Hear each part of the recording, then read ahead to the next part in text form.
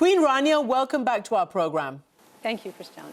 Can I first ask you, it is Ramadan, it's just started, and I wonder what your reflections are for yourself, for your family, for Muslims around the world, celebrating, or maybe that's not the right word, marking Ramadan this year in the middle of this war.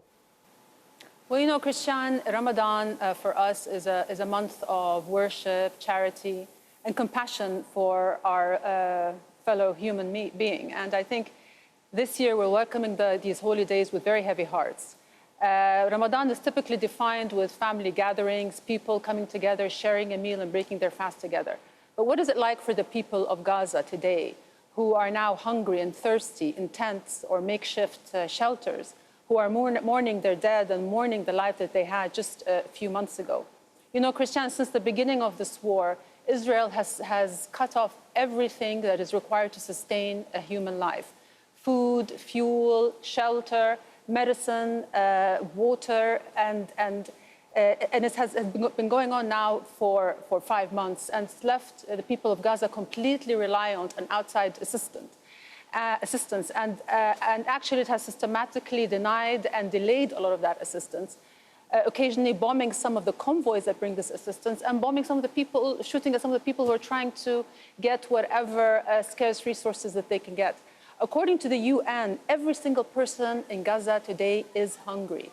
Over a quarter of the population, that's more than 550,000 people, are one step away from famine. Experts say that they have never seen a population descend into such mass hunger so rapidly. I mean, I'm hearing of people just eating whatever they can get their hands on, including grass, or they're having to grind, bird feed or animal fodder just to make bread. And in the north of Gaza, people are not on the verge of starvation, they're actually dying of starvation. It starts with the most vulnerable, the elderly, the wounded, babies. We're hearing increasing number of babies who are dying from severe malnutrition and thirst. And if things don't change, I think these cases are going to be spiraling throughout the Strip. And you know, this has been a slow motion mass murder of children, 5 months in the making. Children who were thriving and healthy just months ago are wasting away in front of their parents. Starvation is a very slow, cruel, and painful death. Your muscles shrink, your immune system shuts down, your organs give out. Imagine being a parent, having to go through that, witness your child going through that and not being able to do anything to help. It is absolutely shameful, outrageous, and entirely predictable what's happening in Gaza today because it was deliberate. Queen Rania, we have been reporting systematically what you are describing. In fact, a lot of the world is now and has been reporting this severe hunger, the statistics, the pictures that you're talking about. I wonder whether you think that is the reason why, for instance, the United States, the UK, other nations which are allies of Israel have started to really ramp up their need to deliver aid, like the airdrops that Jordan has been involved in. You see the US doing it. You see the idea of a floating pier in order to bring much more aid via the sea. Do you think the message that you've just described has actually now gotten through? Well, look, let me just be very clear about what these airdrops are. They are us resorting to desperate measures in order to address a desperate situation. These airdrops are literally just drops in an ocean of unmet needs. And King Abdullah has said from the very beginning, they are neither sufficient nor they are a substitute for humanitarian access at scale. So countries should not use them as a way out, nor should they be viewed as an excuse for not doing what needs to be done. And that is implementing an immediate and sustained ceasefire, opening all access points into Gaza, particularly land routes, streamlining the inspection process, and making sure that there is safe access within Gaza so that the aid can be distributed. Every moment counts. Children are starving as we speak, so every moment and every meal counts. And so I think now we're past the stage of trying to talk Israel into doing these things. We need to actually start using measures and political leverage to get them to do those things. Can I ask you to describe what Jordan has done? Well, first of all, you're sitting in an air base. I believe behind you is some of the goods and humanitarian items that will be dropped. Tell me when they're going to be dropped into Gaza, and how has Jordan's experience been with, for instance, its hospital there, with the airdropping? Well, look, the reason why we started doing these airdrops is we found that after trying so hard in vain to persuade Israel to open the access points, the land access points, that we had to do something. We couldn't just sit idle and watch people starving. And so King Abdullah started organizing these airdrops. But I have to emphasize that the need is much greater than what we're being able to provide. As it stands today, there are trucks. There's tons of food in trucks that are miles away from people who are starving. So the hunger is not a natural disaster. This is a man-made, an Israeli-made disaster. It is deprivation by design. No matter the volume of the aid going in, nothing is a substitute for a ceasefire. Delivering aid under bombardment does not stop the destruction, the death, and the heartbreak. Mm-hmm. We cannot save people from hunger only then to bomb them to death. So again, an immediate ceasefire is the #1 priority. So clearly Hamas has said that it wants a long-term ceasefire. As you've heard, not only the Israeli government, but also the US president said that when they thought there was a possibility of a ceasefire and a release of hostages and much increased aid into Gaza, the last thing we heard was that it's up to Hamas to sign on. What does Jordan believe to be the sticking point with a ceasefire? Look, I'm not privy to the specifics of the negotiations. What I do know is that from a humanitarian perspective, we need to secure a ceasefire as soon as possible so that aid operations can be restored at scale, so that people can start burying their dead, so they can start healing. This has been going on for way too long. And this is not a time to hold out for political victories. There are no victories to be had as long as this war continues. There's only loss after loss after loss. And I believe that the international community really needs to weigh in. Israel has been able to operate with impunity, and that has really affected the credibility of many countries in the West. Now, I'm happy to see that some nations have changed their positions, have shifted. A country like France, we're very grateful to President Macron, who has called for a ceasefire and who has been with us executing these airdrops right from the beginning. Countries like Spain, Belgium, Ireland, South Africa, Latin America, all these countries are asking for a ceasefire. We've seen solidarity from the global public and exceptional solidarity from the global public, and that's sometimes created a rift between the public and their own leaders, including in places where you are, where the public is wondering when are their governments going to start taking more decisive positions.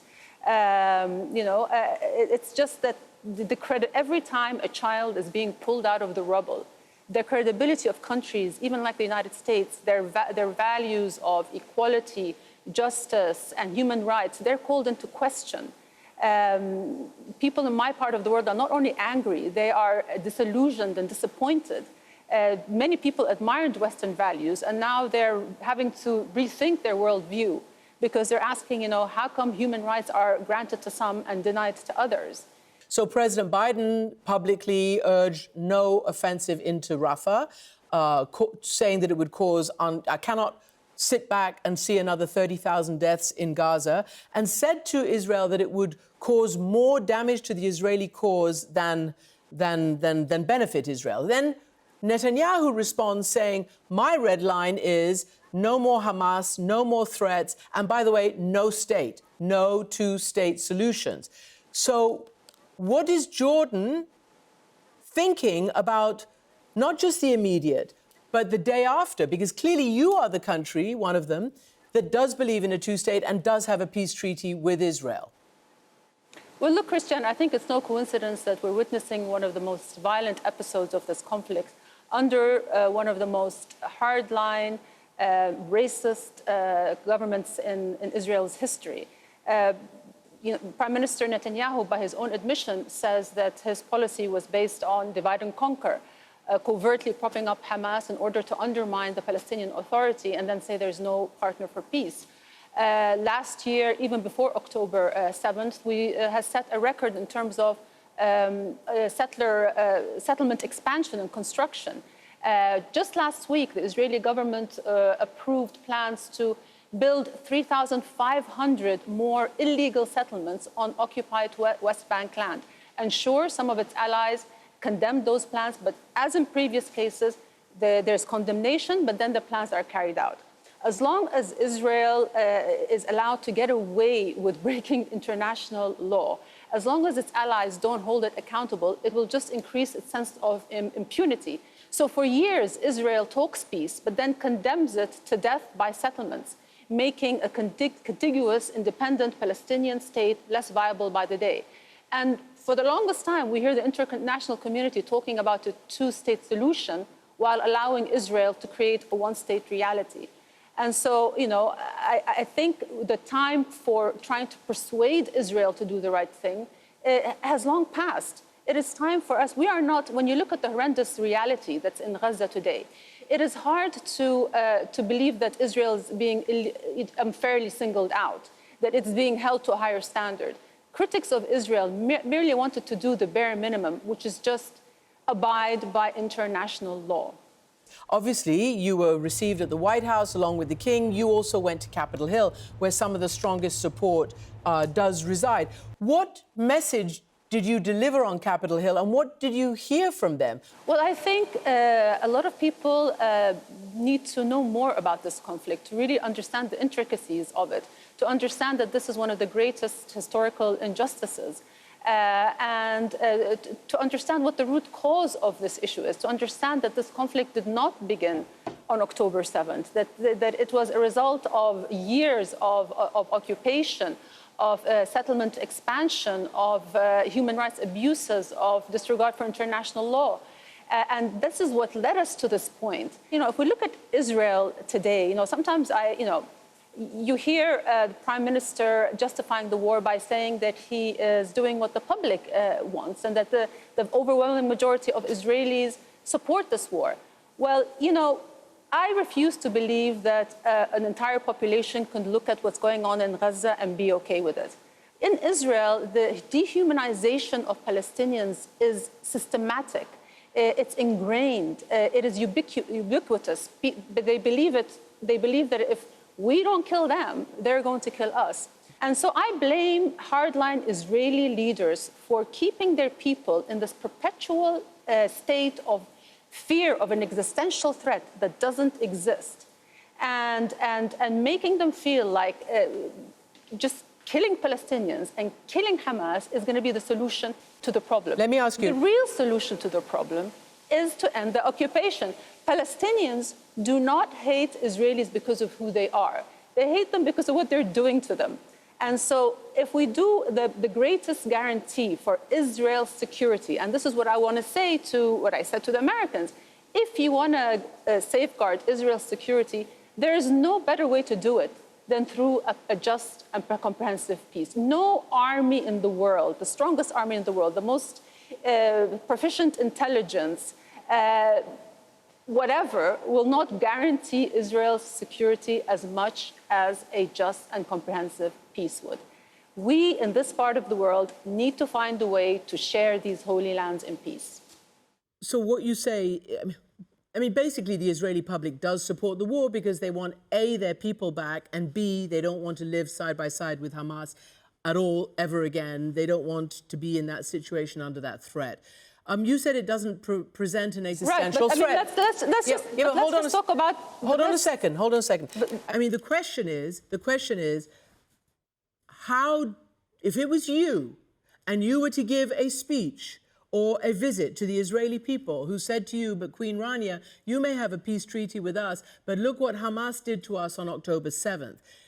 What would you say to them about how they should, I mean, you've talked about the history, but there's such a trauma that everybody we talk to right now says it's still as if it is October 7th, even though Prime Minister Netanyahu's ratings are in the dumpster. They don't support him, but they do support the idea of not having that threat anywhere near them anymore. You know, I would say that as devastating and as traumatic as October 7th was, it doesn't give Israel license to commit atrocity after atrocity. And Israel experienced one October 7th. Since then, the Palestinians have experienced 156 October 7th. You know, they have been going through this every day.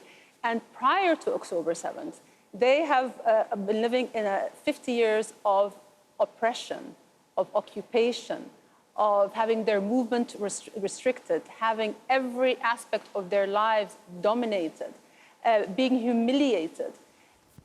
If I speak to the Israeli public, I would say, if you want your peace and your security, you have to address this big injustice that's on your doorstep.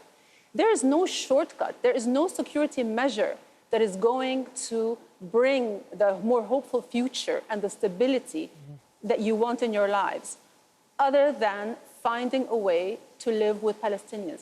Israeli leaders must stop treating the existence of Palestinians as an inconvenient truth, as a demographic challenge, as a mode that needs to be mowed every now and then. Palestinians are here to stay. And so we have to find a way to live with one another. And we have to be able to rehumanize, to be able to see the humanity of the other our humanity reflected in others' eyes. You know, an Israeli mother should understand that a Palestinian mother cares about her children just as much as she does. And there's just no way around that. I don't believe that peace is just about politics. Peace is about state of mind. It's a culture. It's about values. And those are the values that really need to be addressed. And they're long overdue. Queen Rania, thank you very much for joining us. Thank you, Christiane.